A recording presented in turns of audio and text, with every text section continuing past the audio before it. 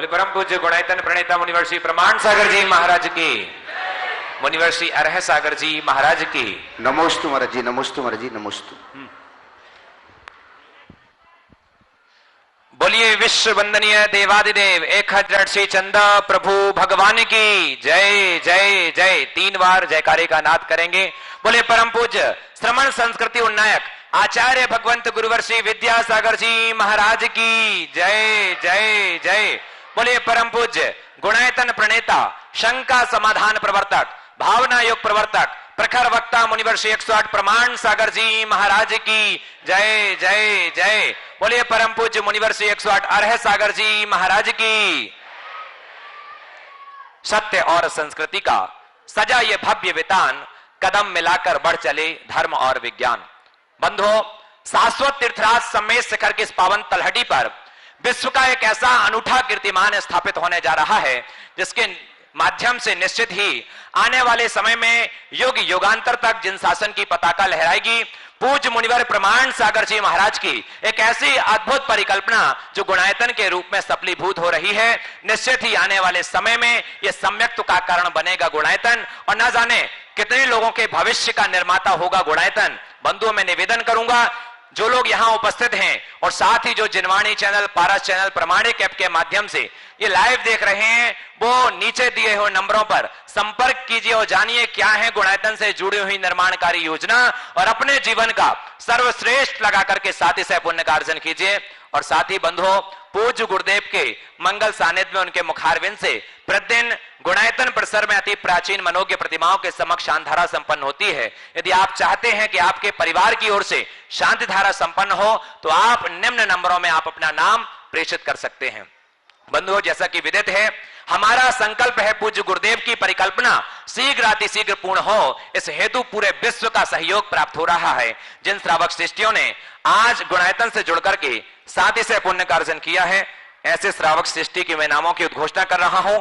निर्माण निधि सदस्य के रूप में जिन्होंने सौभाग्य प्राप्त किया है गुणायतन से जुड़ने का, बबीना कैंट से श्री विनोद जी बैरागी, श्री विमल जी गुड्डा सपरिवार, ललितपुर से श्री गौरव सराफ, वैभव सराफ, श्री अजय सराफ, पुणे से नरखड़े जयपाल रत्नदीप, ललितपुर से श्री सत्येंद्र सीमा स्वैनीत मोहिनी जैन, ललितपुर से अशोक संजय जैन, मनीष मोहिनी जैन, गोरेश्वर बक्सा से कामना मजूमदार, मुकुलदास सपरिवार, बेलगांव से दर्शन कल्लप्पा, यमकन मरडी, ऐश्वर्या यादवाड़, गजरोला से श्री महावीर प्रसाद जैन, श्री कांति प्रसाद जैन, नाजनंद गांव से अशोक पंचरत्न, अर्चना पंचरत्न, बुढ़लाड़ा पंजाब से श्री विजय शांतिनाथ उखरकर, सौभाग्यवती लता विजय उखरकर, सातारा से डॉक्टर संजय वसंतलाल शाह, सौभाग्यवती वर्षा संजय शाह, शिवनी से श्री पीयूष प्रसम कौशल सपरिवार, बंडा से सुरेंद्र कुमार जैन, लखनऊ से अरुण कुमार जैन, श्रीमती नीरू जैन, दमोह मध्य प्रदेश से अरविंद कुमार, श्रीमती मुन्नी देवी जैन। एक बार जोरदार करतल ध्वनि से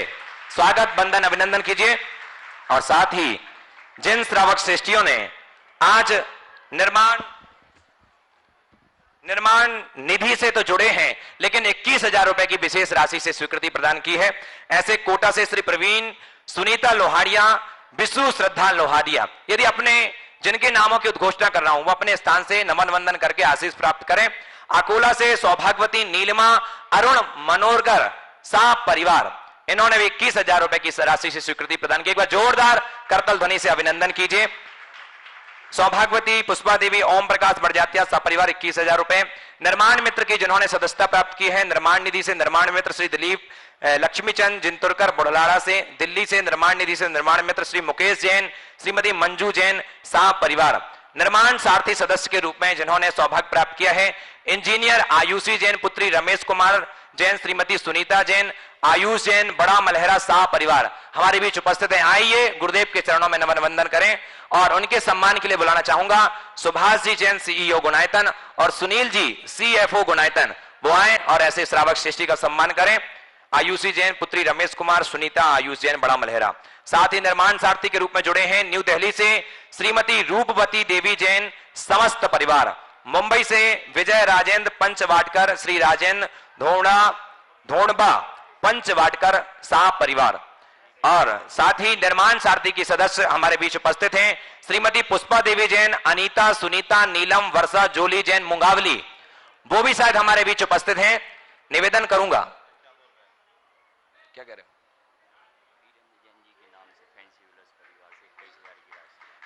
क्या नाम है? श्री वीरेंद्र जैन जी फैंसी ज्वेलर सागर की ओर से भी 21,000 की स्वीकृति प्राप्त हुई। एक बार जोरदार करताल ध्वनि से स्वागत कीजिए और स्थान पर खड़े होकर के नमन वंदन करें गुरुदेव के चरणों में। श्रीमती पुष्पा देवी जैन, अनीता, सुनीता, नीलम, वर्षा जोली मुंगावली से हमारे बीच उपस्थित हैं। आइए गुरुदेव के चरणों में नमन वंदन करें और इनके सम्मान के लिए बढ़ाना चाहूंगा श्रीमती चंद्रकला जी पाटनी, लता जी गंगवाल गुणायतन मंत्री आए और सम्मान करेंगे।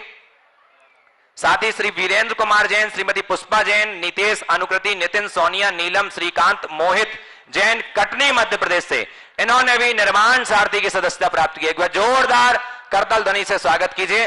वो भी आए गुरुदेव के चरणों में नमन वंदन करें और उनके सम्मान के लिए बुलाना चाहूंगा शकुन दीदी सागर, सूत्रधार सदस्य में जिन्होंने सदस्यता प्राप्त की है डॉक्टर प्रमोद जैन, श्रीमती अनीता जैन, डॉक्टर निमिष गोयल मुंगावली, वो भी हाँ जी आइए हमारे बीच उपस्थित हैं। वीरेंद्र कुमार, श्रीमती पुष्पा जैन, नीतेश, अनुकृति आइए और इनके सम्मान के लिए शकुन दीदी सागर। जोरदार करतल ध्वनि, आपकी करतल ध्वनि बजती रहनी चाहिए। और अगले सूत्रधार सदस्य के रूप में डॉक्टर प्रमोद, श्रीमती अनीता जैन, डॉक्टर निमिष गोयल मुंगावली सूत्रधार की सदस्यता प्राप्त की। एक बार जोरदार करतल ध्वनि से अभिनंदन कीजिए। आइए इनके सम्मान के लिए पुनः सुभाष जी, है ना, बोल दिया ना आपका, तो 21,000 रुपए सम्मान आपके अपने स्थान पर खड़े होकर गुरुदेव के चरणों में नमन वंदन करके आशीष प्राप्त करें जी। और आइए इनके सम्मान के लिए सुभाष जी जैन, सीईओ गुणायतन, और सुनील जी सीएफओ गुणायतन आइए और सम्मान करें। सूत्रधार सदस्य प्रमोद जैन, श्रीमती आप हैं, आ जाइए, शीघ्रता से करें और मंच आ जाएंगे। प्रमोद जी, श्रीमती अनीता जी, डॉक्टर निमिष गोयल मुंगावली, इनका भी सम्मान करेंगे। हमारे सीईओ गुणायतन के संस्थापक स्वर्गीय धन्नालाल रत्नीबाई सिंघई की स्मृति में अशोक सिंघई, श्रीमती सुषमा सिंघई, आशीष, श्रुति, सौरभ, श्वेता जी ये गुणायतन से जुड़े हैं। और साथ ही जिन्होंने विशेष 11,000 रुपए की राशि से स्वीकृति प्रदान की है श्रीमती रजनी अनिल जैन इंदौर से, इन्होंने 11,000 रुपए की राशि गुणायतन के लिए समर्पित की है। प्रमोद जी इनका भी सम्मान, सुभाष जी आइए सम्मान करें प्रमोद जी सूत्रधार सदस्य के रूप में। और 51,000 रुपए की राशि से स्वीकृति प्रदान की है नजा, उमरूलाल, गुलाब चंद, रमेश चंद, सुरेश चंद, अखिलेश कुमार, श्रीमती कल्पना, सतीश नजा परिवार ललितपुर से। एक बार जोरदार करतल ध्वनि से अभिनंदन कीजिए। साथ ही जिन्होंने आज स्वर्ण दान दिया है गुणायतन को समर्पित किया है श्रीमती मधु अग्रवाल, वाइफ ऑफ राजीव अग्रवाल, अलीगढ़ उत्तर प्रदेश से, अक्षय तृतीया पर 50 ग्राम स्वर्ण देने की घोषणा की है। वो आए और उनके सम्मान के लिए चाहूंगा श्रीमती चंद्रकला जी पाटनी और लता जी गंगवाल गुणायतन मंत्री। आइए हो गया आइए आ जाए। मधु अग्रवाल जी, वाइफ ऑफ राजीव अग्रवाल, इन्होंने 50 ग्राम सोना समर्पित किया गुणायतन के लिए। इनके सम्मान के लिए श्रीमती चंद्रकला जी पाटनी और लता जी गंगवाल गुणायतन मंत्री। साथ ही आप हैं, आ जाइए ना, आप हैं मधु जी। मेरठ से श्रीमती गुणमाला जैन, वाइफ ऑफ सुभाष चंद्र जैन, जिन्होंने 10 ग्राम स्वर्ण दान दिया है गुणायतन के लिए।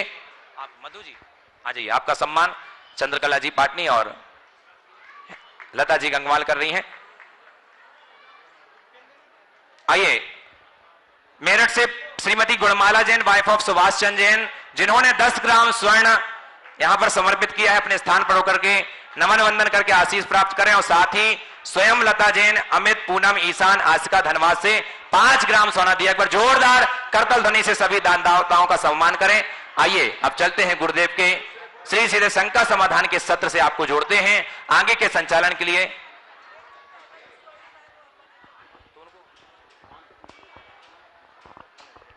क्या नाम? हाँ अच्छा, ये अभी आई जैसे हाँ चलेगा। नहीं है, वो नहीं है।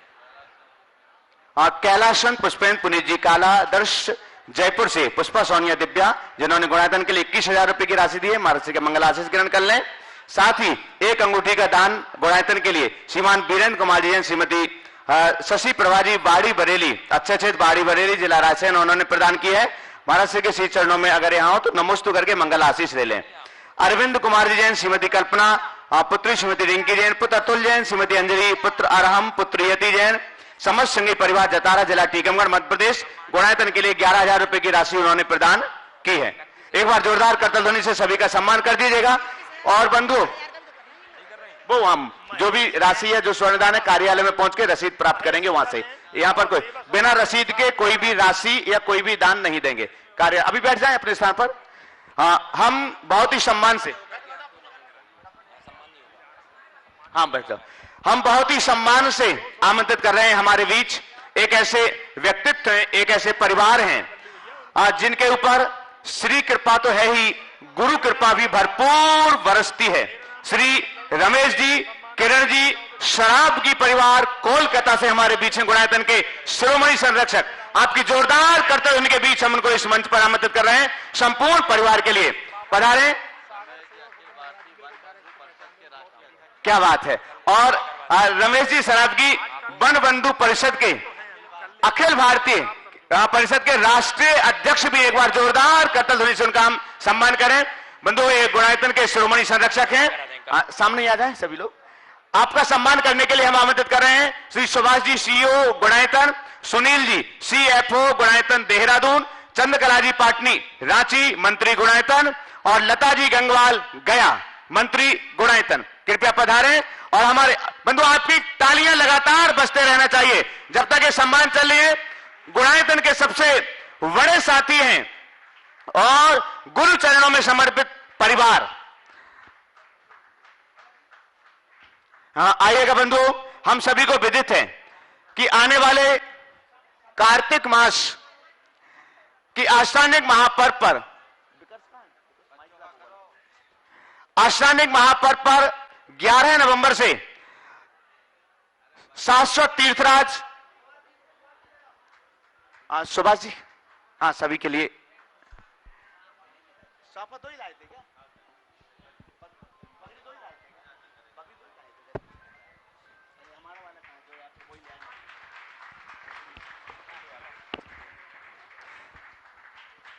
11 नवंबर से सिद्धचक महामंडल विधान की आराधना पावन सिद्ध भूमि पर होने के लिए जा रही है और लगातार मंडल के पुण्यार्जकों के नाम यहां पर आ रहे हैं। बंधुओं, कुछ ही मंडल शेष रह गए हैं। आज जो नए नाम आए हैं उन नामों की घोषणा हम आपके बीच करने के लिए जा रहे हैं। गुणायतन के शिरोमणि संरक्षक श्रीमती सरोज बकीलचंद जी जैन, श्री आशीष जी दिव्या जी जैन, अरसिया अभ्यम जैन, चावल वाले परिवार दिल्ली से हैं और उन्होंने सिद्धचक महामंडल विधान के एक मंडल की स्वीकृति अपने परिवार की ओर से प्रदान की हुई है। एक बार जोरदार करताल ध्वनि से हम उनका सम्मान करें। बंधुओं, हम आपके लिए भी बतला दें, सिद्ध की पावन इस भूमि पर आश्रानिक जैसे महापर्व पर सिद्धचक महामंडल विधान की आराधना होने जा रही है और उसमें मात्र 5-7 मंडल ही शेष रह गए हैं। एक बार पुनः आपकी सुविधा के लिए बतला दें कि 5 लाख रुपए की राशि का एक मंडल है, इसमें आपके परिवार के 10 सदस्य मंडल के समीप खड़े होकर या बैठ करके पूजन आराधना कर सकते हैं। आपके आवास, भोजन, द्रव्य सामग्री और वस्त्रों की संपूर्ण व्यवस्था कमेटी की ओर से की गई है। आइए, देश और दुनिया के सभी लोग जो पारस चैनल, जनवाणी चैनल और प्रामाणिक ऐप के माध्यम से संकट समाधान के इस लोकप्रिय कार्यक्रम को देख रहे हैं, महाराज श्री के मंगल आशीष की प्रतीक्षा में हैं। दोनों हाथों को जोड़िएगा, हम सभी के लिए भी मंगल आशीष मिले और उन सभी के लिए भी आपके निमित्त से मंगल आशीष मिलेगा। हे महाराज श्री, नमोस्तु नमोस्तु नमोस्तु। और आज के प्रथम प्रश्न के लिए हम आमंत्रित कर रहे हैं ऋषभ जी शराबगी, कोलकाता, गुणायतन के शिरोमणि संरक्षक ऋषभ जी शराबगी, कोलकाता। इसके बाद तैयार रहेंगे आशुतोष शास्त्री, अमरपाटन। अच्छा, उनको पूछना है क्या? हाँ, कोई बात नहीं है। इसके बाद रमेश जी, किरण जी। नमोस्तु महाराज जी। महाराज जी, मैं जानना चाहता हूं अहंकार क्या है और इससे इंसान बच के कैसे रहे। बहुत अच्छी बात है। अहंकार क्या है? मैं और उसके साथ कोई विशेषण लग जाना, इसका नाम अहंकार है। मैं हूं, ये मेरे स्वरूप की अभिव्यक्ति है, पर मैं कुछ हूं, ये मेरे अहंकार की परिणति है। समझ गए? गहन अध्यात्म में जब हम बात जाते हैं तो अहंकार का बड़ा सूक्ष्मतम विश्लेषण मिलता है। हम मान को अहम कहते हैं, पर मान का जन्म कहां से होता उसे देखो। मान है क्या? अपने आप को कुछ का कुछ मानना ही मान है। मेरे मान को धक्का लगा या मुझे बड़ा मान मिला, क्या है? मेरे मान को धक्का मिला। किसी ने आपको पुश किया क्या? कुछ नहीं। मैंने अपनी जो काल्पनिक छवि बना रखी थी, उस छवि को थोड़ा आघात पहुंचा, मैंने उस छवि को अपनी छवि मान ली और मैं मान लिया, मेरे मान को धक्का लगा, मुझे ठेस पहुंची। ये क्या है? यही अहंकार है। मुझे किसी ने थोड़ा सत्कार दिया, मुझे कुछ उपलब्धि हो गई, कोई अवार्ड मिल गया, कोई अचीवमेंट पा लिया, मैंने ये पा लिया, मुझे मान मिला, ये भी अहंकार है।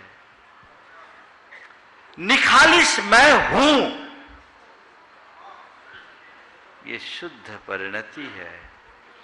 पर मैं कुछ हूं, मैं के साथ जहां कुछ विशेषण लगा कि अहम की सृष्टि हुई, इसलिए मैं को मैं तक सीमित रखो, उसके साथ कुछ मत जुड़ने दो। मैं क्या हूं? मैं शुद्ध चेतन आत्मा हूं, और जो मैं हूं वही ये है, वही वो है, वही सब है। मुझ में और औरों में रत्ती भर भी अंतर नहीं है, तत्वतः सभी समान है। जो मैं हूं वैसे ही सब है। ये समझ जिस मनुष्य के भीतर आती है, उसके मन में अहम कभी पनपता ही नहीं। अहंकार अपने आप को कुछ अलग दिखाने के लिए प्रेरित करता है। मैं कुछ हूं, आई एम सुपर। ये जो सुपेरिटी है और इसको पलट दो जो इन्फीरिटी है, ये दोनों अहम है। न मैं सुपर हूं, न कहीं से इंफीरियर हूं, न सुपीरियर हूं, न इंफीरियर हूं, बस हूं। संसार में सब कुछ अपने आप में है, जो है सो है, तत्वतः सब समान है।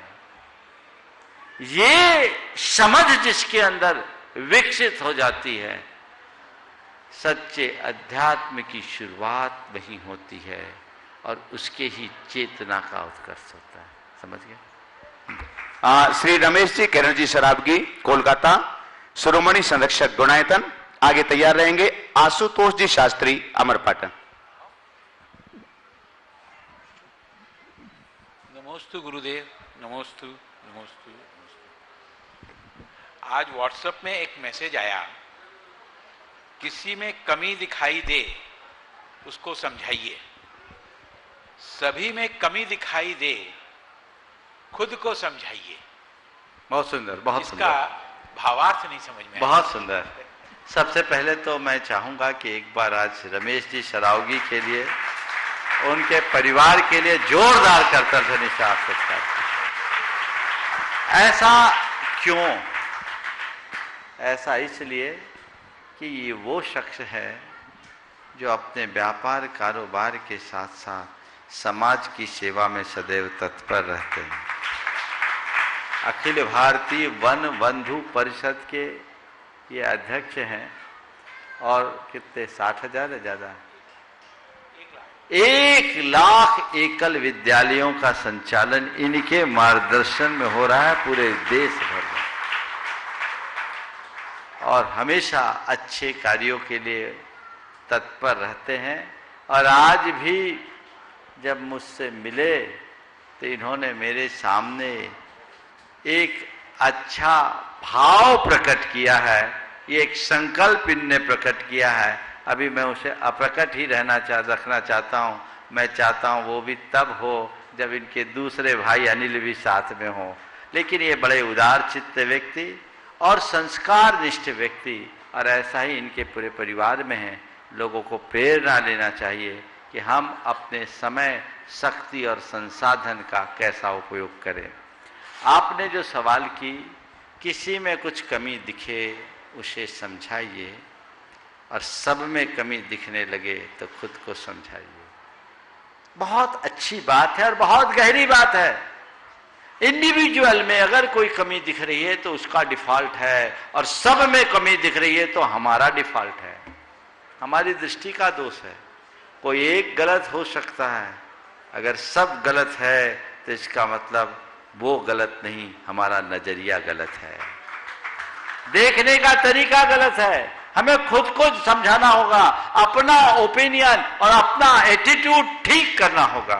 जब हम वो करेंगे तभी अपने जीवन को कुछ बेहतर बना सकेंगे। इसलिए जिस किसी का भी ये वाक्य है, वाकई में बड़ा प्रेरक वाक्य है, हृदय में अंकित करने लायक वाक्य है कि हम हर किसी में जिसकी कमी दिख रही है, समझ लेना उसकी दृष्टि अभी ठीक नहीं है, उसकी दृष्टि की अभी शल्य क्रिया करने की जरूरत है। वो शल्य क्रिया होगी तभी वो संभल पाएगा। आशुतोष शास्त्री, अमरपाटन। हाँ, आप पूछ। हाँ, महाराज जी, ओम, बोलिए। ओम का असली मतलब क्या है?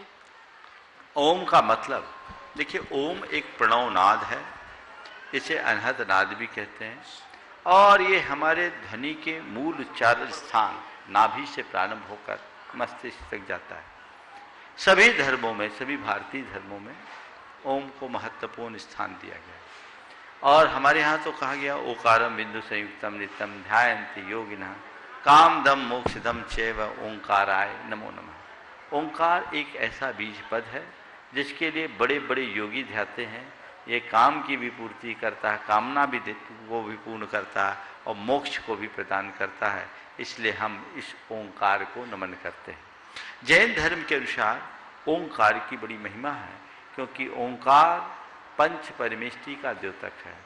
हमारे पंच परमेष्टि अरहंत सिद्ध आचार्य उपाध्याय साधु हैं। अरहंत का अ, सिद्ध को अशरीरी कहते हैं, उनका अ, और आचार्य का आ, इनको मिलाए तो आ होता है, उपाध्याय का उ, और मुनि का म मिला देने से ओम होता है।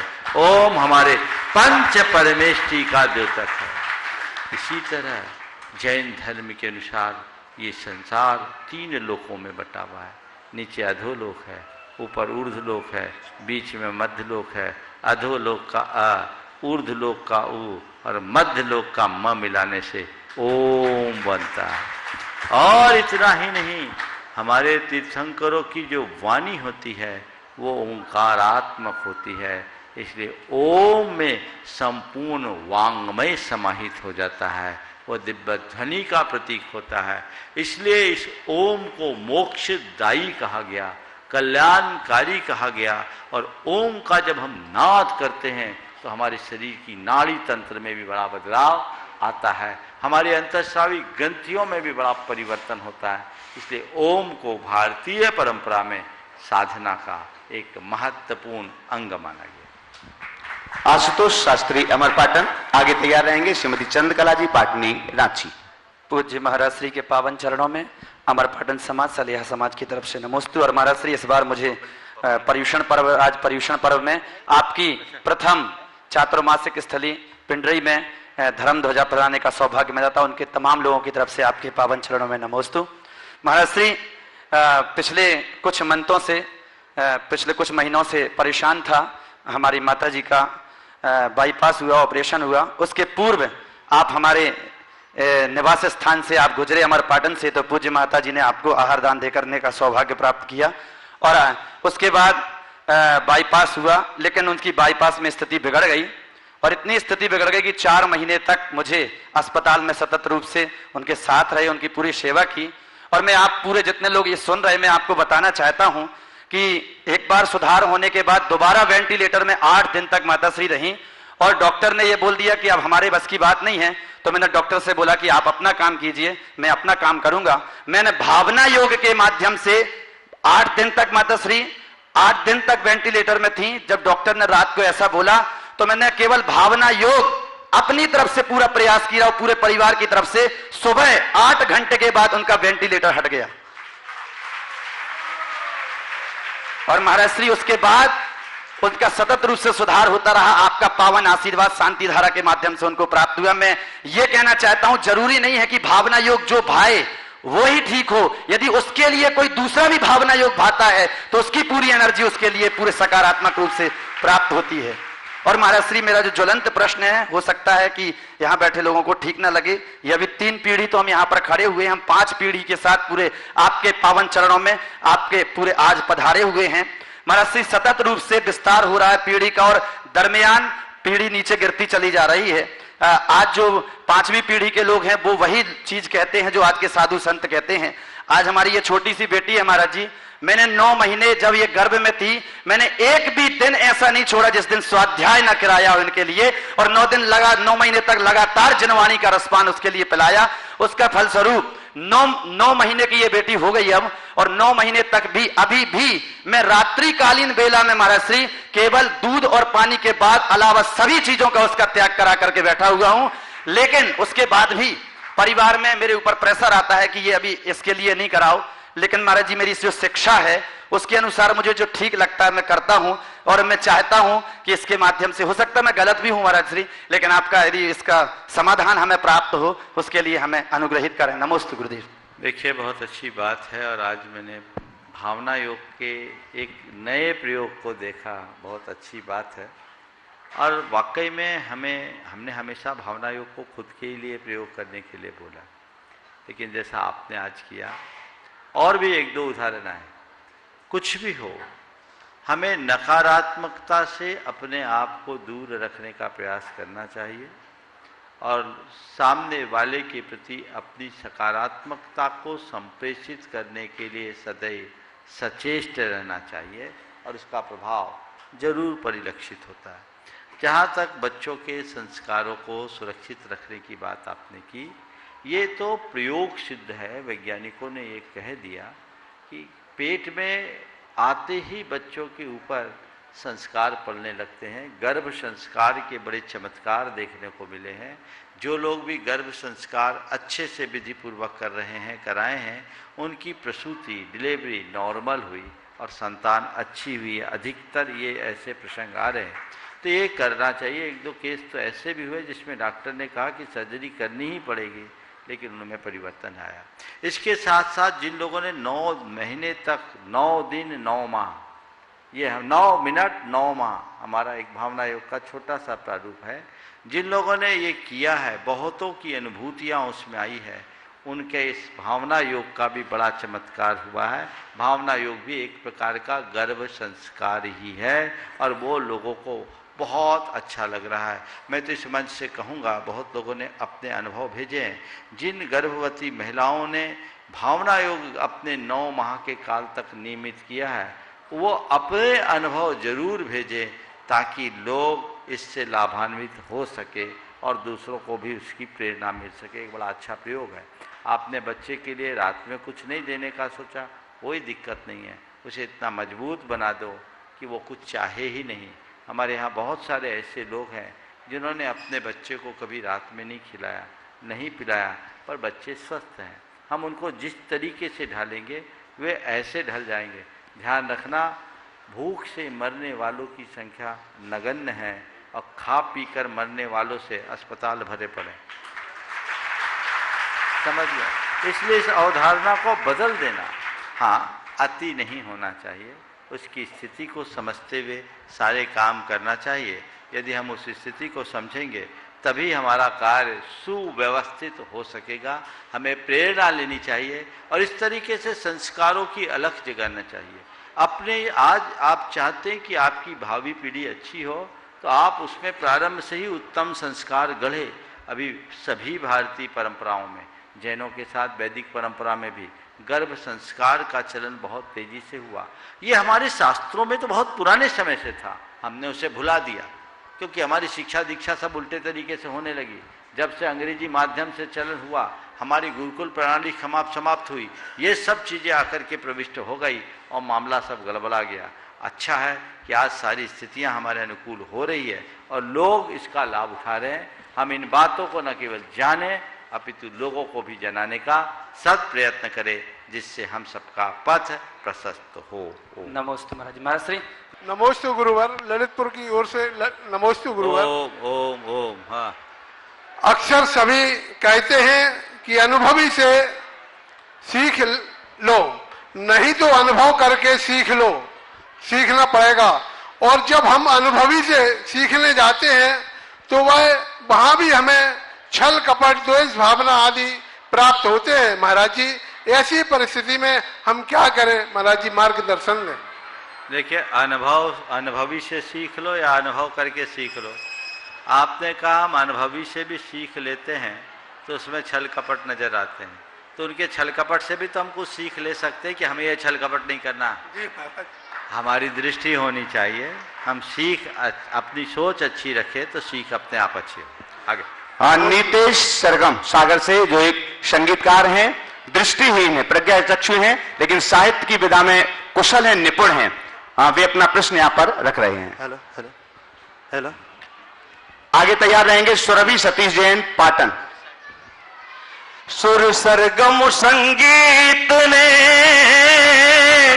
मुझे घुमाया देश, गुरुवर मुझे आशीष दो, नमन करे नीतेश, कवि सरगम नीतेश।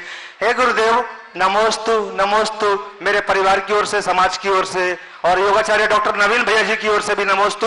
औरंगाबाद सकल दिगंबर जैन समाज के बीच में 10 लक्षण महापर्व की प्रभावना करके मैं लौटा हूं और आपका चरण बंदन, आपका आशीर्वाद प्राप्त करने की भावना थी। एक वंदना मेरी कल सानंद संपन्न हुई गुरुवर आपके आशीर्वाद से। मेरा प्रश्न यह है गुरुदेव कि मेरे संपर्क में हिंदुस्तान के कोने कोने से लगभग 60 दृष्टिहीन भाई बहन, 60 दृष्टिहीन भाई बहनों को हमने ढूंढा है, खोज निकाला है।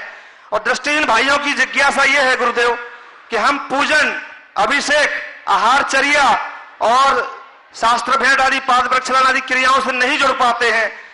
हमारे मन में एक टीस रहती है कि हम अपने आप को, अपने पुण्य को कैसे बढ़ाएं, हमारे कल्याण का मार्ग कैसे प्रशस्त होगा। हे गुरुदेव, मार्गदर्शन करें। और हम चाहते हैं कि सारे देश के जितने भी दृष्टिहीन भाई बहन आप सभी के परिचय में हो, तो कृपया मुझसे जरूर उनको जोड़ें कि हम एक व्हाट्सएप ग्रुप पर गुरुदेव धर्म प्रभावना करते हैं और उनका ज्ञानवर्धन करते हैं आपके उपदेशों से। नमस्ते गुरुदेव। ये बात सही है, जिनके पास आंखें नहीं हैं उन्हें बहुत सारी कठिनाइयों का सामना करना पड़ता है। धार्मिक अभिरुचि से जुड़े हुए लोगों के सामने तो तब और अधिक दुविधा खड़ी हो जाती है जब रुचि होती है और क्रिया नहीं कर पाते। लेकिन मैं उन सब से कहूँगा, हताश नहीं होना चाहिए, अपनी भावनाओं को निर्मल बनाकर रखना चाहिए, अपनी श्रद्धा को अटूट बनाना चाहिए। उन सब के लिए मैं एक इतनी ही बात करूँगा कि एक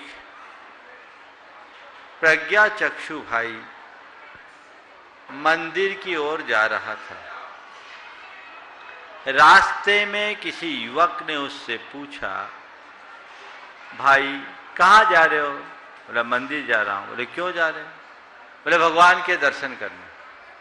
कहाँ जा रहे हो? बोला मंदिर जा रहा हूं। क्यों जा रहे हो? भगवान के दर्शन करने। वो जोर से हंसा। अरे तुझे दिखता है क्या जो तू भगवान के मंदिर जाके भगवान के दर्शन करेगा? तू तो अंधा है, तुझे दिखता कहाँ जो मंदिर जाकर भगवान के दर्शन करेगा? उस अंधे ने जवाब दिया, ठीक कहते हो अमित, मैं अंधा हूं तो क्या हुआ, मैं अंधा हूं तो क्या हुआ, भगवान तो आंख वाला है, उसकी दृष्टि मुझ पर पड़ जाए, मेरा उद्धार हो जाएगा।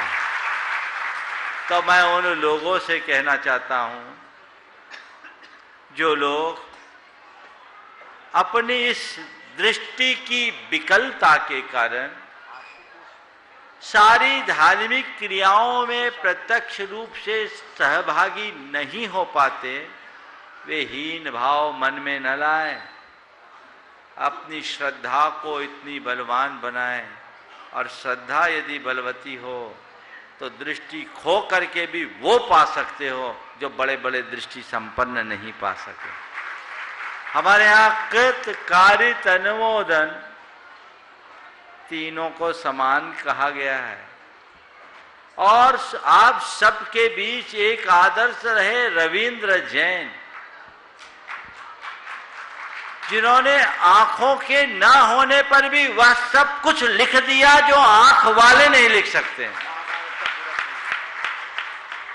इसलिए प्रज्ञा की आंखों का प्रयोग करें, उसे देखने की कोशिश करें, हताश न हो। अनुमोदना आप जैसे लोगों के लिए ही है।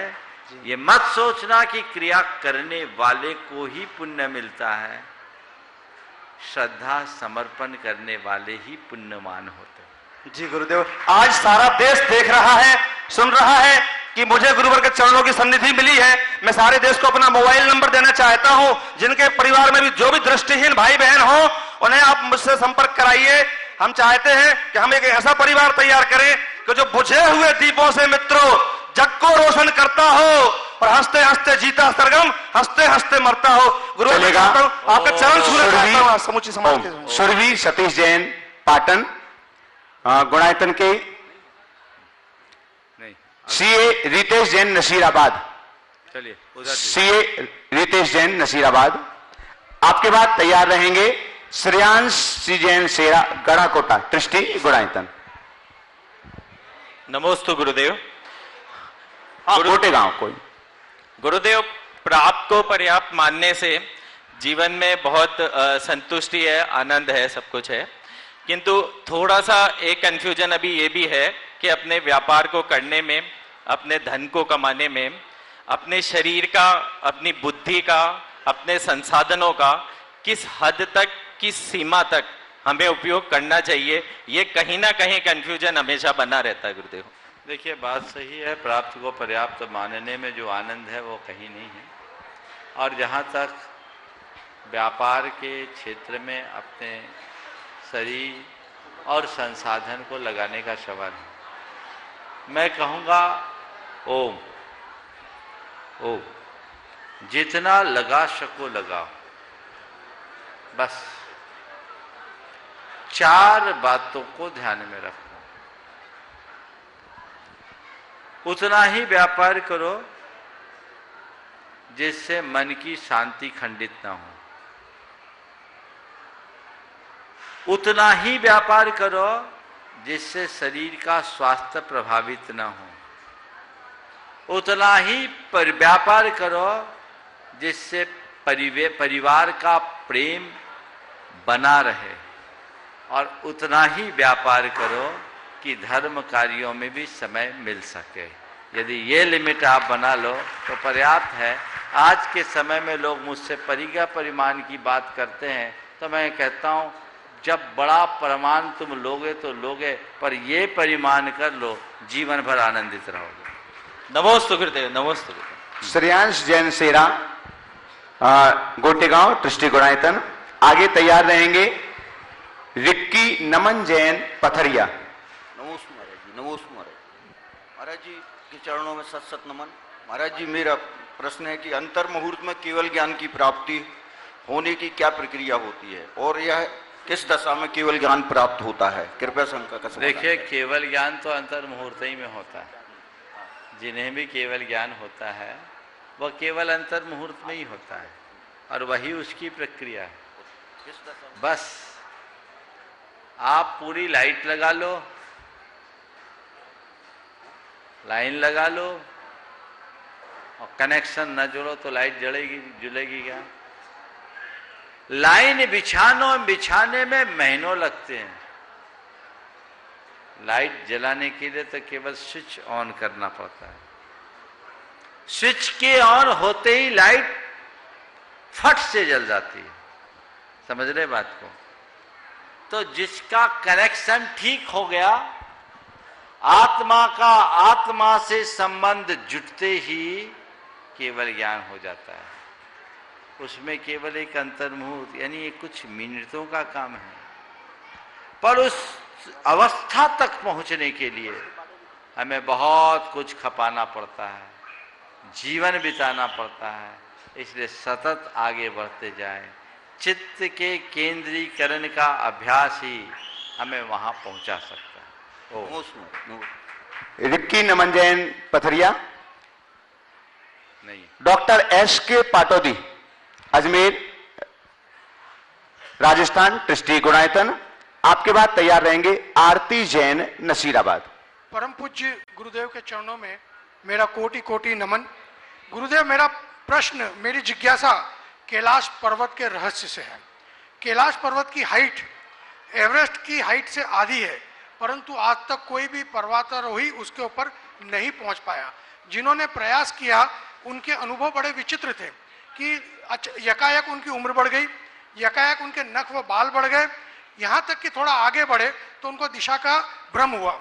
यद्यपि कैलाश पर्वत के ऊपर से उड़ानों पर प्रतिबंध है, किंतु एक पायलट ने वहां पर ये देखा और उसके अनुसार उसने बताया कि कैलाश पर्वत पर सुंदर जिनालयों एवं भवनों की भरमार है।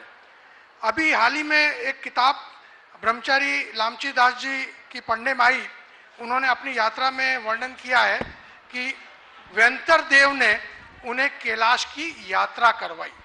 तो गुरुदेव, ये क्या रहस्य है? सन 2013 में श्वेतांबर परंपरा में ओम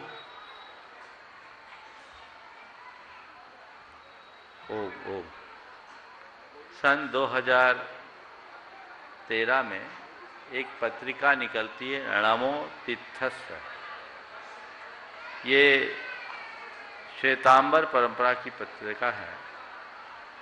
उसमें एक पूरा अंक निकला था और उसमें जो विवरण कैलाश पर्वत के विषय में दिया गया वो बहुत कुछ चौंकाने वाला था। उसमें उन्होंने एक अमित दोषी नाम के व्यक्ति का उल्लेख करते हुए लिखा कि उसने कैलाश पर्वत की यात्रा की। वहाँ सिद्धाश्रम नाम का एक स्थान है। उस स्थान में न सर्दी है न गर्मी। वहाँ का वातावरण बड़ा अनुकूल और वहाँ दिगंबर साधुओं का भी स्थान मिला। मैं जब जयपुर था, वहाँ मेरे पास एक योगी आए जो समर्पण योग चलाते, नाम तो मैं भूल रहा हूँ। वो मुझसे मिलने के लिए आए थे, 2 बार आए और उन्होंने कहा कि मैंने कैलाश की यात्रा की और उनने कैलाश की यात्रा के क्रम में कहा कि मैं वहाँ दिगंबर रहा और वहाँ मैंने अनेक दिगंबर मुनियों के दर्शन किए। उनकी एक पुस्तक भी उन्होंने भेंट की थी, उसमें मुनि के चित्र भी थे।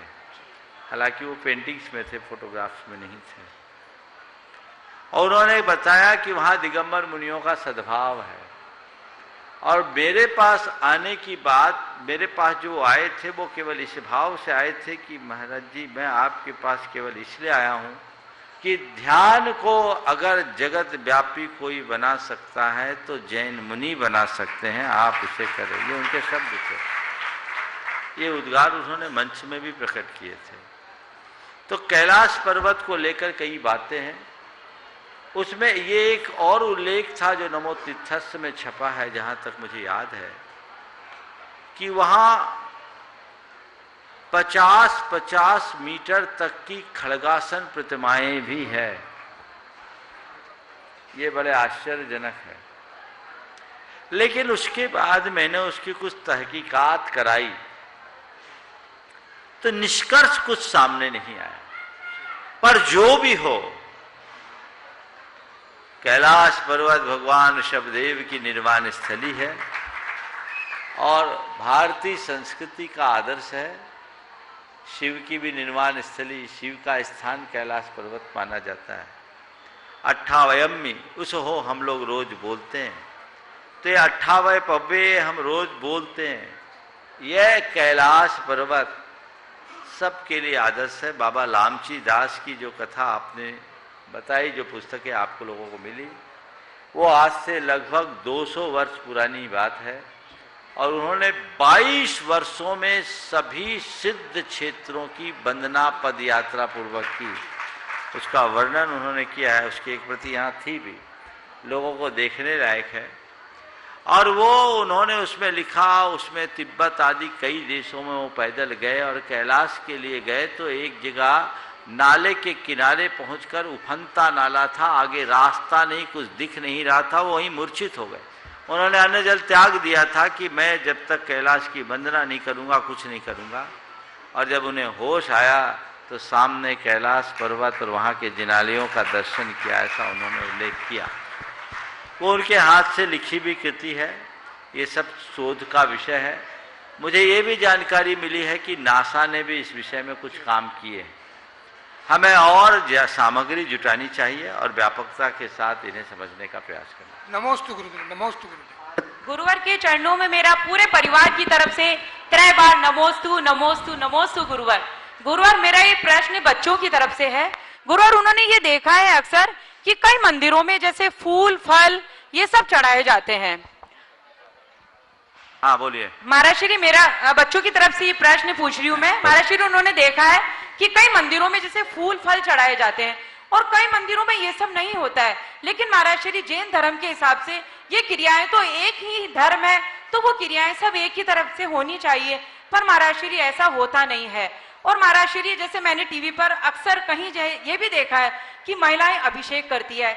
मैं उस जगह का नाम आपको नहीं बताऊंगी, लेकिन ये मैंने अक्सर देखा कि महिलाएं अभिषेक करती है। तो महाराज श्री, बच्चे ये पूछते हैं कि जब हम बच्चे और सब मतलब जेंट्स अभिषेक करते हैं तो इसमें महिलाओं का क्या काम है?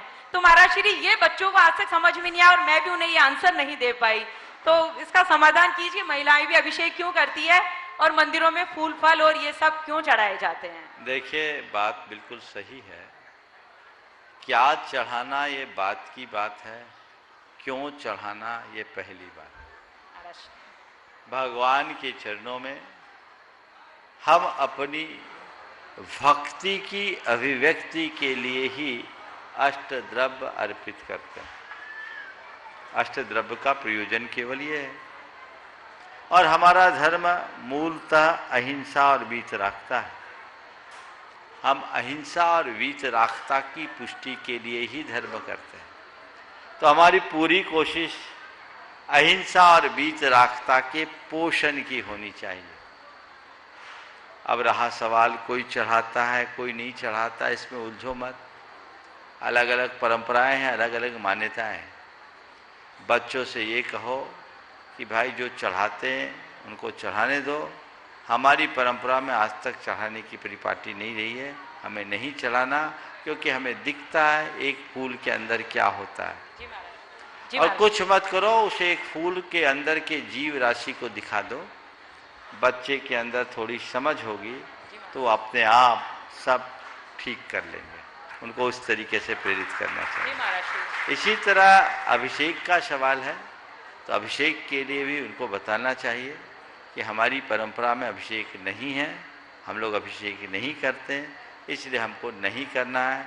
जो करते हैं उन्हें करने दीजिए, हम नहीं करते हैं वो हमें नहीं करना है।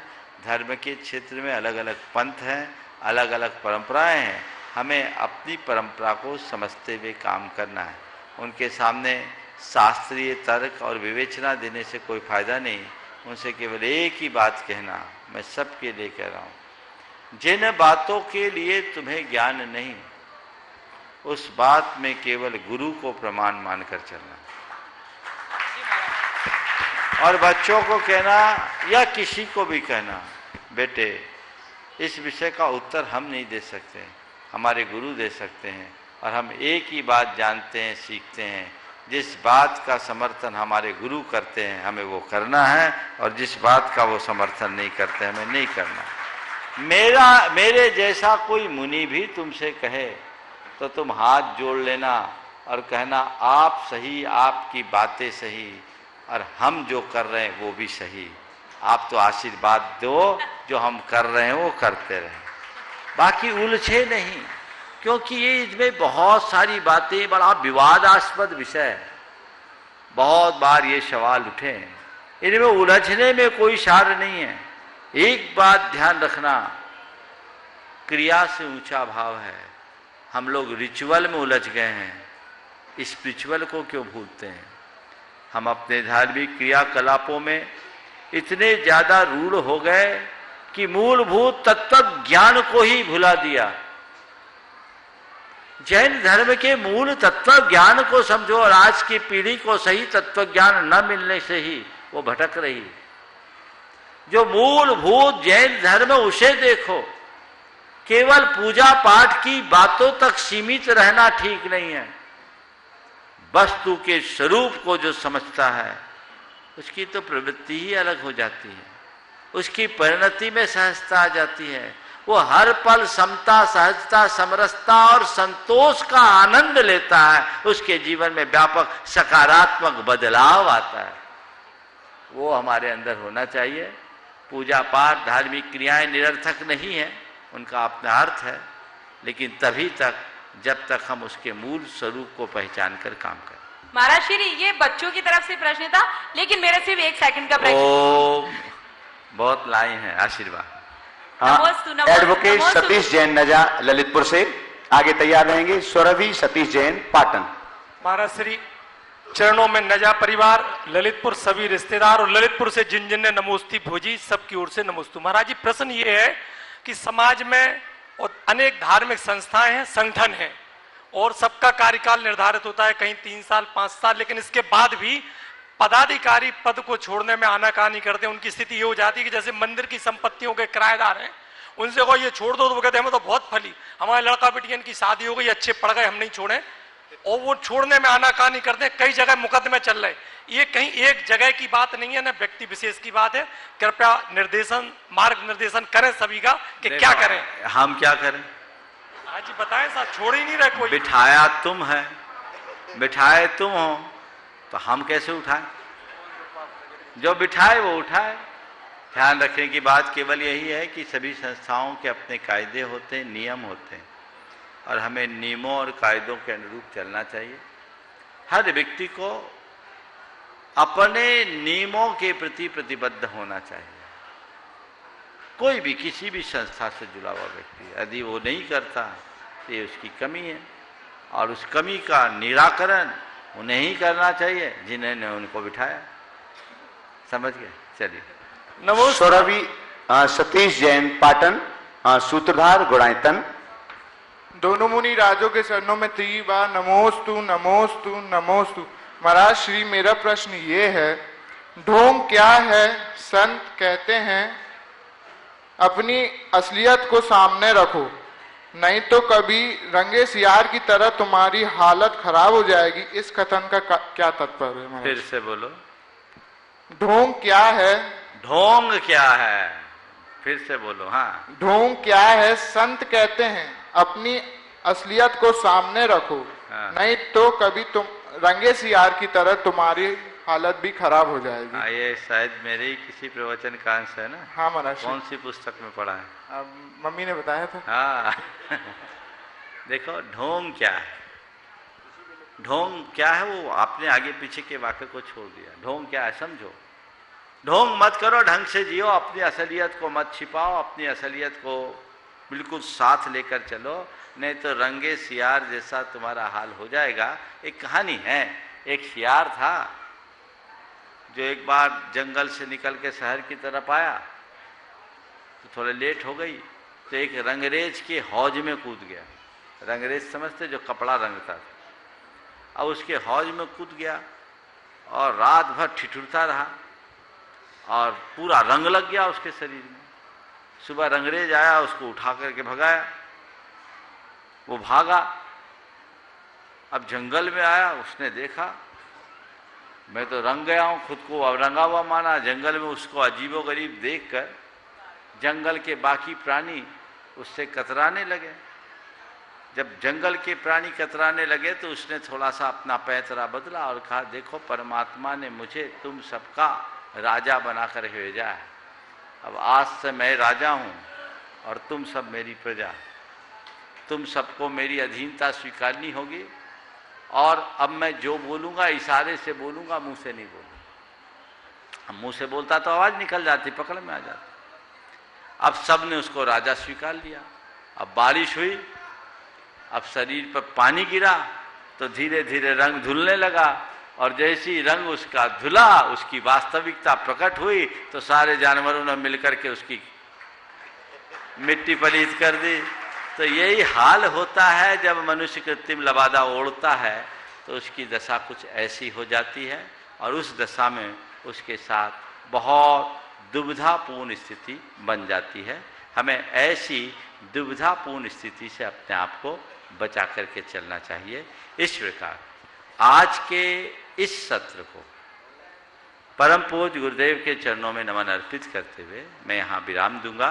बोलिए परम पूज्य आचार्य गुरुवर श्री विद्यासागर जी महाराज की ओम।